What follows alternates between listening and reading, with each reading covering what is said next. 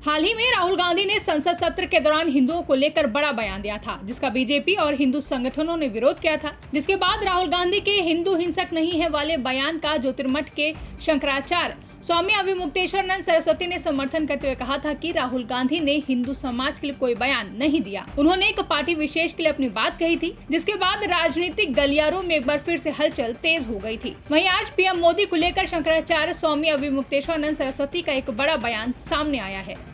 नरेंद्र मोदी जी से आपने कल मुलाकात की, उनको आशीर्वाद दिया कल। हमारे पास आए थे, उन्होंने प्रणाम किया। हमारा नियम है, हम लोग आशीर्वाद देंगे, जो आएगा उसको आशीर्वाद देते हैं। नरेंद्र मोदी जी हमारे दुश्मन थोड़े हैं, सदा उनके हित की बात कह रहते हैं। जब उनसे कोई गलती हो जाती है तो हम उसको भी कहते हैं।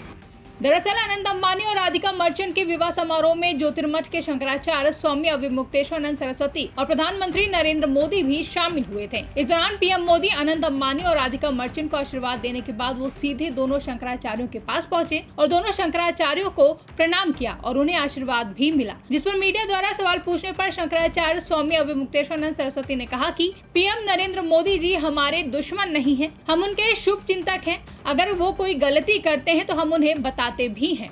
हाँ, वो हमारे पास आए थे, उन्होंने प्रणाम किया। हमारा नियम है, हम लोग आशीर्वाद देंगे, जो आएगा उसको आशीर्वाद देते हैं। नरेंद्र मोदी जी हमारे दुश्मन थोड़े हैं, हम उनके हितैषी हैं, सदा उनके हित की बात कह रहते हैं। जब उनसे कोई गलती हो जाती है तो हम उसको भी कहते हैं कि तुमसे ये गलती हो रही है। आपको लगता है वो हमारे दुश्मन नहीं है। नहीं, हमारे जरिए हम कोई लाइजनर नहीं है। हमको श्रद्धा पूर्वक उन्होंने बुलाया था। हम, जैसा कि हमारा नियम है, श्रद्धा से बुलाने पर जाते हैं। हम आए, उन्होंने पादुका पूजन किया और अपनी जो उनकी अपनी बातें थी वो भी हमारे सामने रखी, हमने उनको सुन लिया। ये जो बात हम कह रहे हैं वो हम अपने मन की बात कह रहे हैं और पूरे महाराष्ट्र की जनता की बात है। वहीं इस दौरान महाराष्ट्र की सियासत पर शंकराचार्य स्वामी अविमुक्तेश्वरानंद सरस्वती महाराज ने बड़ा बयान देते हुए कहा कि महाराष्ट्र में उद्धव ठाकरे के साथ विश्वासघात हुआ है। वह उद्धव ठाकरे को मुख्यमंत्री के पद पर बैठे देखना चाहते हैं। देखिए, हम सब लोग हिंदू धर्म के, सनातन धर्म के पालन करने वाले लोग हैं। हमारे यहाँ पुण्य पाप की भावना बताई गई है। सबसे बड़े पाप गौ घात आदि बताए गए हैं, लेकिन उससे भी बड़ा घात विश्वासघात बताया गया है। आपके जो उद्धव ठाकरे जी हैं, इनके साथ विश्वासघात हुआ है और इसी बात की पीड़ा बहुत सारे लोगों के मन में है। तो आज हम यहाँ पर उनके अनुरोध पर आए, उन्होंने स्वागत किया। हमने उनसे ये कहा है कि हम सब के मन में इस बात की पीड़ा है कि आपके साथ विश्वासघात हुआ। जब तक पुनः महाराष्ट्र के मुख्यमंत्री की कुर्सी पर आप विराजमान नहीं हो जाते, तब तक हम लोगों के मन का ये जो दर्द है, ये पीड़ा है, ये दूर नहीं हो सकती है।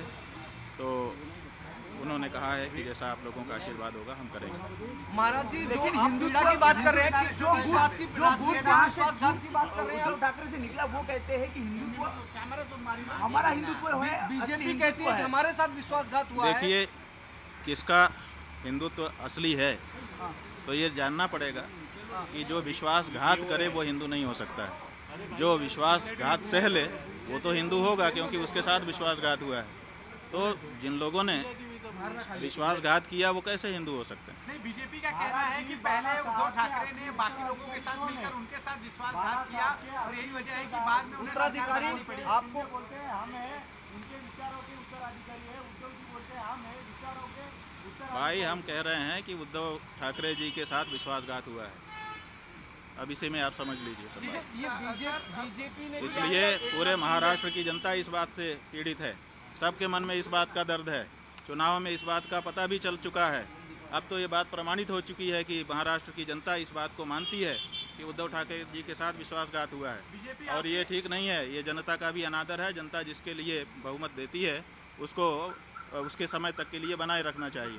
ब्यूरो रिपोर्ट, इंडिया पब्लिक खबर। फिलहाल के लिए इस खबरों में बस इतना ही। देश और दुनिया की ऐसी तमाम बड़ी खबरों के लिए हमारे YouTube चैनल को सब्सक्राइब करें और बने रहें इंडिया पब्लिक खबर के साथ।